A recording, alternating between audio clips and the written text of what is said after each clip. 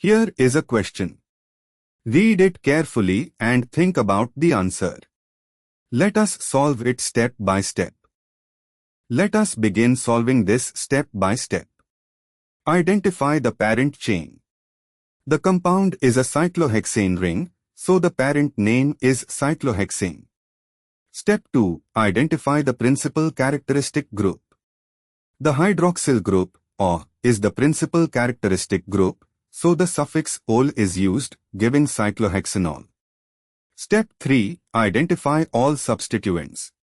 The ring bears an O group, ACl, chloro substituent, ABr, bromo substituent, and an exocyclic double bond is equal to CH2, methylidene group.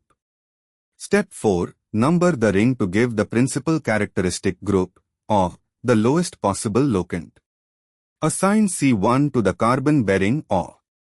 Step 5. Proceed around the ring to assign locants to other substituents with the lowest set of locants.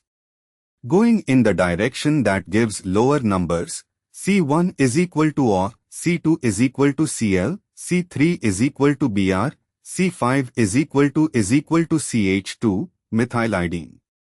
The set 1, 2, 3, 5 is lower than the alternative direction 1, 2, 3, 5. Checked both ways confirms this numbering.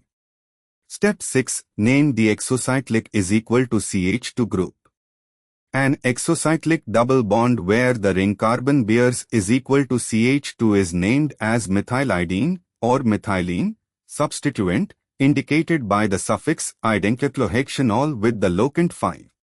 Step 7. Assemble the full name.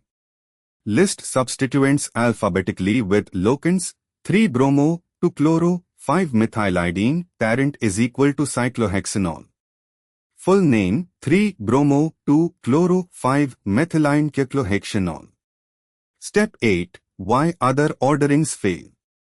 Any other numbering would give a higher locant set for the principal characteristic group or substituents, violating IUPAC rules for lowest locant set. Therefore, the correct answer is 3-bromo, 2-chloro, 5-methylene cyclohexanol. The correct answer is shown on screen.